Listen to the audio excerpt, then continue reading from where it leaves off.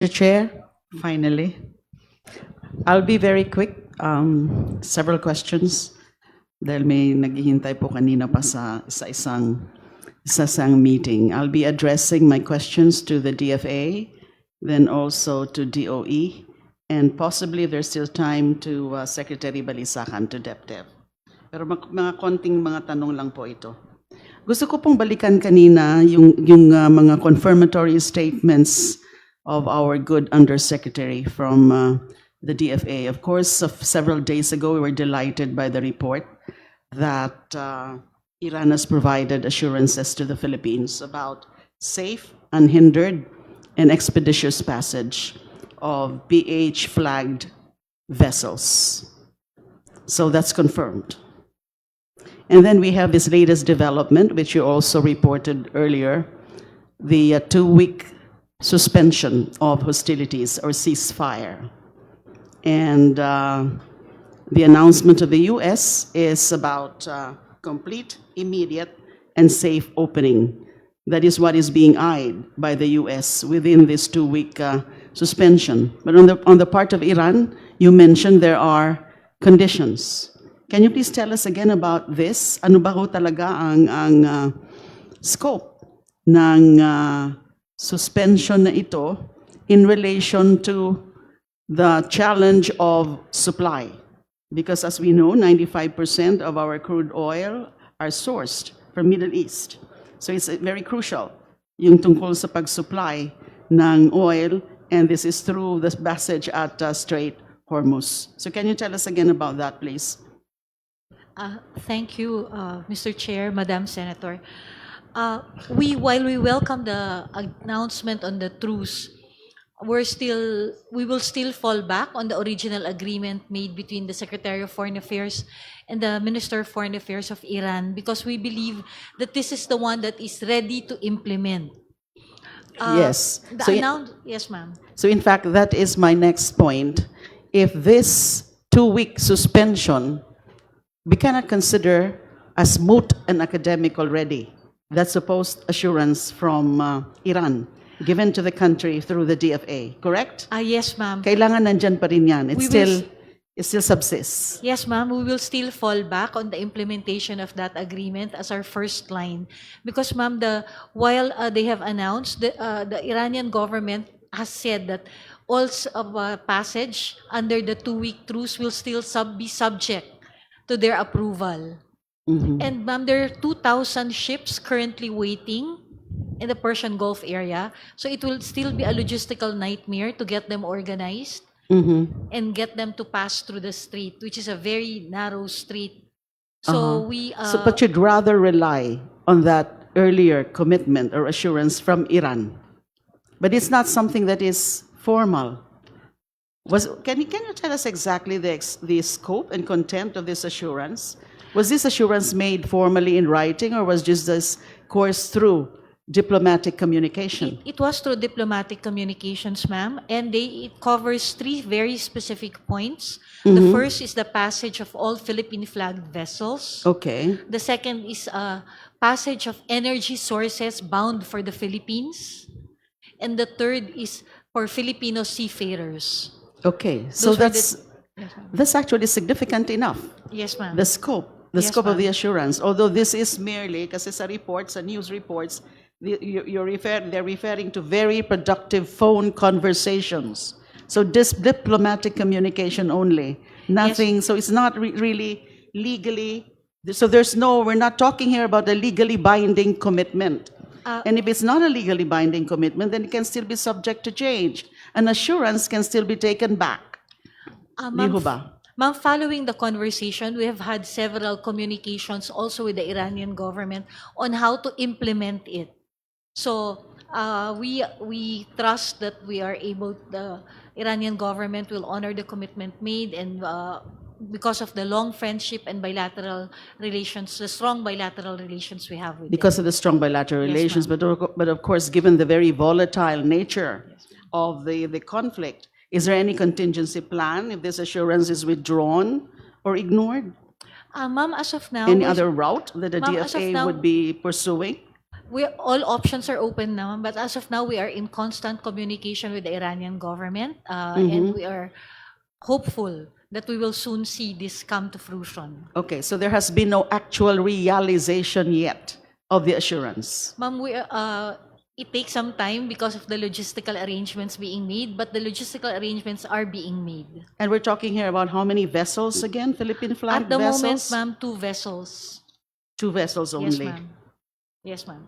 And that would give us enough confidence with respect to the continuity of the supply Yes, from Middle East. Yes, ma'am. This will be an assurance that the strait will be open for our requirements. Okay, thank you, DFA. Thank you, ma'am. Next would be DOE. I'd like to pursue further the matter of overpricing. We heard Secretary Green earlier saying that she believes there is no overpricing. Although medyo mahirap-hirap pong paniwalaan yan. Especially so that dun sa presentation kanina, dun sa PowerPoint ni Congressman Tinio, we all saw so that the domestic pump prices do not increase proportionately to global benchmarks. Mas mabilis umakyat yung domestic pump prices natin kaysa sa global benchmarks. Now, there are findings from the Senate Protect Committee suggesting that oil companies may be earning up to 3 billion pesos daily in excess profits. I wonder whether the government through the DOE or any relevant agency like PCC made any validation or verification of that figure. Oil companies earning up to 3 billion daily in excess profits. Meron ho bang independent verification of these figures undertaken? DOE, please. Mr. Chair, we would like to emphasize first that in the Oil Deregulation Law, the power of the DOE as to the price is just, number one, we are required to publish international price movement. So ginagawa ho namin yan, nandun ho sa website ng DOE, and we are supposed to follow whatever that means, but in our interpretation of follow is we would be monitoring the movement as well of the domestic pump price. So, ginagawa ho namin yan. Now, as to the so-called overpricing, this is very difficult for us. And that's why the Secretary has not really confirmed that, because to prove something has overpriced, you have to set the reference point of the price. And there's none. Wala ho. Kaya nga sabi ni Sec, there's a range, in fact. And it's even more difficult if you're treating a range. Kasi, like in Boracay, ang layo ho talaga ng delivery doon, umaabot na ho sila ng like 90, 100. But at least dito, meron pa tayong 85. So, because of the presence of the range, it only shows that the price are really moving at their own paces. Depende na ho sa lugar, depende ho sa appreciation ng competition sa market, and that becomes even more difficult if you prove na just by pricing in Boracay at 100, nobody can tell if they're overpricing in Boracay. So paano po yan? So there's no way for us to detect yes. profiteering? And more so cartelization, for example? In fact, if you... Kung ganyan po, nahirap po tayo in the overpricing and then the profiteering itself, wala ho tayong mechanisms to detect exactly cases of profiteering in real time? Well, if you look at the Price Act, as mentioned earlier, during national emergency, in fact, kasama ho yung household LPG and kerosene.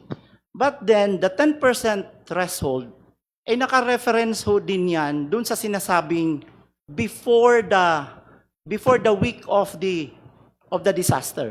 So, nandun ho ang bine-benchmark ko yan. And I think that's the only law now that is the regulating law that we have outside of the oil deregulation. Yung Price Act na lang ho. And there is profiteering provision there. But if you look at the oil deregulation, wala hong profiteering dun. Wala hong penalty dun. Not even a definition of profiteering. Kaya balik ho tayo So that even more calls for a revisit of the Oil Deregulation Law, not necessarily to Yes. abolish Yes.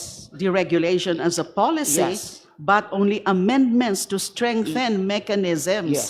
to Yes. target this or to monitor all of this. Di ho ba? Yes, I Mr. was, Chair. I was happy to hear Secretary Garin earlier that DOE is really open to that. But of course, as the chair has announced, we wish to await really the specific recommendations of your department Yeah. para makatulong dun sa pag-review, paglagay ng mga necessary amendments to the deregulation law. Again, it's still deregulation, it's still the norm.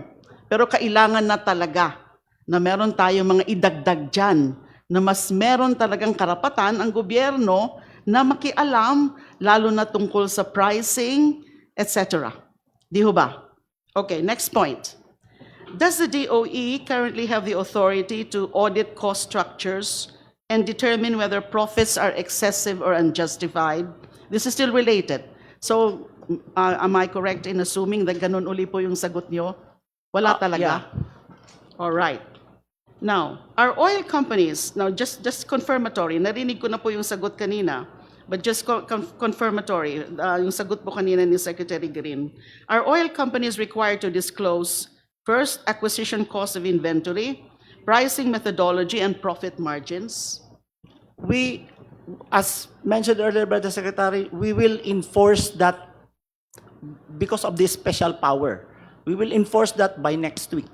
So not yet. I-enforce nyo pa lang. Next week na. Talagang, kasi Okay. we prepared for the implementing So guideline. magkakaroon po ng visibility ang gobyerno, Yes. tsaka yung consumers into whether pricing is justified. Eh, Nagkamali po pala ako, ah, hindi po pala magiging 5 minutes. Again, I was just asking a few questions. We'll get, Mr. Chair, Ma'am, we will get the information, but then again, it's very difficult to say that what has been presented by an oil company is overpriced or not, because you have no reference numbers. Okay, anyway, so titingnan ho natin yan sa pag-review natin ng deregulation law. Again, as confirmatory, does the DOE recommend as a matter of policy price unbundling to promote transparency in oil pricing, or is our current deregulated regime, again, is price unbundling feasible, or will this go against deregulation as a policy? As unbundling per se, I think it does not Unbundling. go, because it doesn't mean you have to dictate the price. But the problem is, after you get to know the unbundle, what do you do about that? Yes. That's the real question. So if you Yes. start dictating, now you go back to regulation. So we really have to discuss the issue, because you cannot just get the information and later But it's on- still possible, correct? now it's possible Yes. to get the information, but what to do next would be, you can't do anything because you are not allowed to dictate the price. Okay, so my observation, this is my last observation. Consumers are paying today's high prices for yesterday's cheaper fuel, right? With no mechanism to ensure fairness. Is that the situation we are in? Well, And that's why there's need to Yeah. revisit the oil deregulation law? the major liberalization provision of the Oil Deregulation Law is Yes. to transfer the discretion of pricing to the private sector. And it removes that power, it deleted that power, it erased that power from the government. So they have now the full discretion to set the And what price. is happening now with all of this crisis, we are realizing that it's not really an ideal policy. But deregulation as a whole is still the norm, should still be the norm para open up yung market to competition and not limited only to big players, Yes, correct? yes, that's why the Secretary is very clear in instances of crisis, for example, disasters. I think there has to have some kind of regulation on the part of the government. Okay, I still have few questions, but I'm honoring my Thank you. time limit. Thank you very much.